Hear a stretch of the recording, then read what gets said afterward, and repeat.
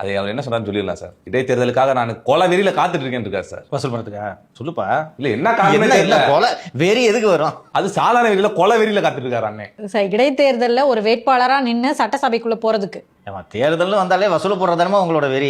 தேர்தலை ஜெயிக்கிறதுக்காக என்னைக்காவது நீங்க வேலை செஞ்சிருக்கீங்களா? இவ்வளவு நாள் இல்லாம இப்ப மட்டும் என்ன வெறி? எப்படியாவது அனைத்து கட்சிகளிலும் பொது வேட்பாளராகி வெற்றி பெறலாம் என்ற நப்பாசை தானே இதுக்கு காரணம். தனியா ஏற்கனவே இருக்கிற நாள் இப்ப 2 இருக்கு நேரம். கொலை வெறியில காத்துட்டு இருக்கேன் அப்படின்னு சொல்றப்ப எனக்கு குறுக்க போயிடாதீங்க சார், கதை சொல்லி கொண்டுருவாரு. அந்த மாதிரி அதான் நடக்கும். இந்த நேரத்துலன்னு பார்த்து இடைத்தேர்தலுக்கான தடை இன்னும் நீடிக்குது சார். அண்ணா ஆசைப்படுறது எதுவும் கடைசி வரைக்கும் அவருக்கு நிறைவேறாது போல இருக்குது. அது மட்டும் இல்லாமல் இதற்கெல்லாம் பதில் சொல்லியிருக்காரு, கவனித்தீர்களா? ஏன் திரள் நிதி வாங்கிட்டு நான் கார் வாங்க கூடாதா? மக்கள்கிட்ட தானே ஓட்டு கேட்கிறோம். இப்போ மக்கள்கிட்ட தானே கேட்க முடியும். மிச்சவங்களாம் வாக்கு கேட்கறாங்க, நாங்க கொஞ்சம் வலிமையும் கேட்கிறோம். இப்போ அடுத்தது என்ன அவர் இதன் மூலமாக இண்டிகேட் செய்கிறார் என்றால், வாங்கி அந்த காருக்கு பெட்ரோல் போடுவதற்கும் திரள் நிதி தாருங்கள் வரவுகளே. சார், ஒரு டீ கூட குடிச்சது இல்ல அந்த திரள் நிதியிலன்றார் சார். உருட்டுலாம் தெரியும்பா, கட்சியில இருந்து வெளியே வந்தவங்க தான் 1000 பேட்டி கொடுத்துருக்காங்க. நம்ம சேனலுக்கு வந்து ஜெகதீஷ் பாண்டியன் பேசல, உங்களோட கதை தெரியாது. நீங்களும் அந்த வீடியோ போட்ட தம்பிக்கு இதான் வேலை, வசூல் பண்ணி திங்கிறத தவிர உங்களுக்கு வேற என்ன வேலை? இதுக்காக தான் அந்த கட்சியை நடத்துறீங்க. அந்த நாம் தமிழர் கட்சி நடக்கிறதே வசூல் பண்ணி திங்கிறதுக்கு தான், வேற எதுக்கு? இது ஒரு 4-5 வருஷம் கழிச்சு லேட்டா புரியறவன் ஒவ்வொருத்தனா வெறி கொண்டு வெளியேறான் கட்சியை விட்டு. எப்ப பாரு வசூல் பண்ணிட்டு இருக்கிறது, வசூல் பண்ணி நல்ல சொகுசாக ராஜபோக வாழ்க்கையை வாழ்வது. போய் ஒரு கோயிலுக்கு நன்கொடை கொடுக்கறது கூட நீ உங்க காசை செலவு பண்றியா? பழனி முருகன் கோயிலுக்கு வேலை யார் வாங்கி கொடுத்தா தெரியுமா?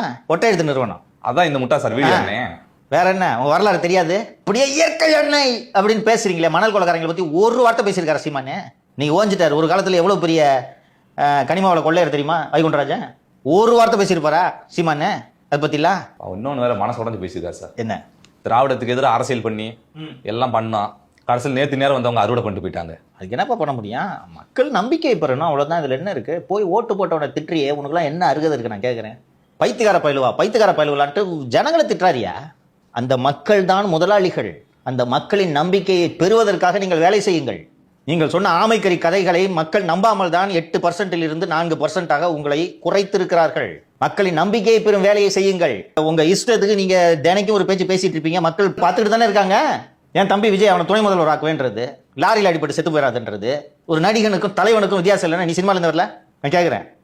15 வருஷமா இலங்கையில் சிங்கள ராணுவத்திற்கு எதிராக போரிட்டு உடம்பில் பல குண்டுகளை எல்லாம் பாய்ந்து ரிட்டையர் ஆன போராளியா நீங்க?